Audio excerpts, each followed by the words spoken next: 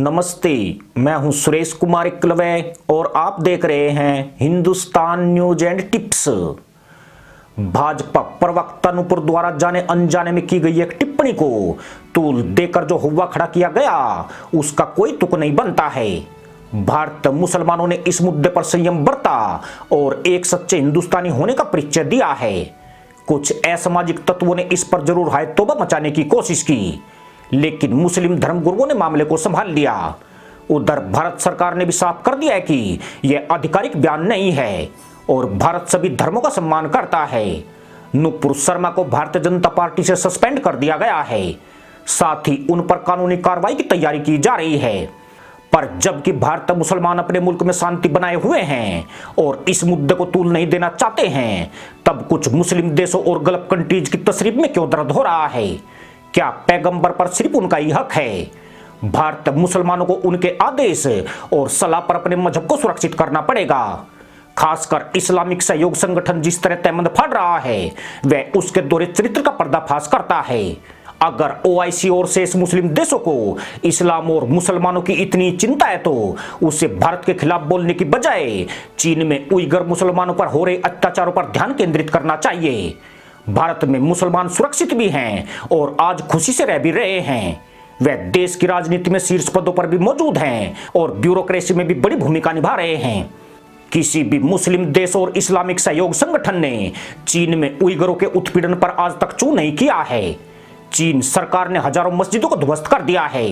कुछ मस्जिदों को तोड़कर वहां सार्वजनिक शौचालय का निर्माण किया गया है, जबकि मुसलमानों की पवित्र पुस्तक माने जाने वाली कुरान का चीनी भाषा में अनुवाद करके उसे अपने हिसाब से लिख दिया गया है। सिर्फ इतना ही नहीं, मुसलमानों की पहचान नष्ट करने के लिए उनको दाढ़ी रखने, टोपी पहनने और नमाज पढ़ने वाली चटाई तक पर बैन लगा दिया गया है। अत्याचार की इंतहा यह है कि लाखों मुसलमानों को डिटेंशन सेंटर में कैद किया गया है, जहां उनके साथ बेहद क्रूर बर्ताव किया जा रहा है। लेकिन किसी भी मुस्लिम देश और जिहाद के नाम पर तशरीफ पीटने वाले किसी भी मुसलमान आतंकी संगठन में इतना दम नहीं है कि वह चीन के विरुद्ध होठ भी खोल सके। अगर इन मुसलमानों को इस्लाम की इतनी फिक्र है तो चीन में इस्लाम सबसे ज्यादा खतरे में है। वहां मस्जिदें और कुरान ही नहीं हटा दी गई है, मुसलमानों को भी हटाया जा रहा है। सेना और पुलिस में एक भी उइगर मुस्लिम अधिकारी नहीं है। बीजिंग में मुसलमानों का एक भी नेता नहीं है। चीन में एक भी मुसलमान बिजनेसमैन नहीं है। यही नहीं, यहां मानवाधिकार आयोग भी नहीं है जो उइगर मुसलमानों के दर्द को हल्का कर सके। पर ओआईसी और बाकी मुस्लिम देश तो हैं जो चीन के इस पाप के घड़े को फोड़ सकते हैं, पर ऐसा करने की इनकी औकात नहीं है।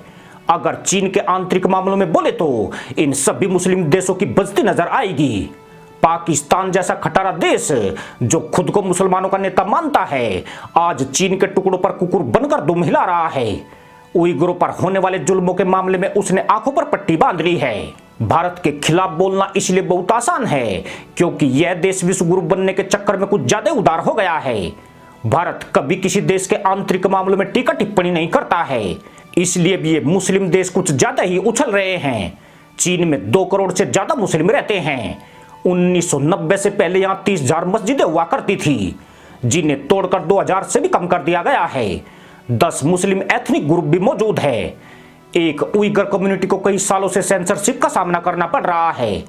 चीन ने साल 2008 के बाद से मुसलमानों के प्रांत माने जाने वाले सिंजियांग प्रांत में बड़ी संख्या में मुसलमानों का सफाया किया है और यहाँ पर हान चीनियों को बसा दिया गया है। साल 2009 में जब इस क्षेत्र में हिंसा हुई थी तो करीब हजारों उइगर मुसलमानों का सफाया कर दिया गया था, मगर उसके बाद भी चीनी सरकार की सख्ती नहीं रुकी है। सरकारी नौकरी करने वाले मुसलमानों को 5 वक्त की नमाज पढ़ने की अनुमति नहीं है। 2008 में दाढ़ी रखना बैन किया गया। उइगर महिला पर्दा करके पेट्रोल स्टेशन, बैंक और हॉस्पिटल नहीं जा सकती है। वह सरकारी नौकरी भी नहीं कर सकती है। यानी चीन में सालों से इस्लाम खतरे में चल रहा है, पर कुछ जाहिलों को यहाँ खतरा ही नजर नहीं आ रहा है। भारत के खिलाफ बयान देकर यह इस्लाम के रहनुमा बनने का ढोंग कर रहे हैं।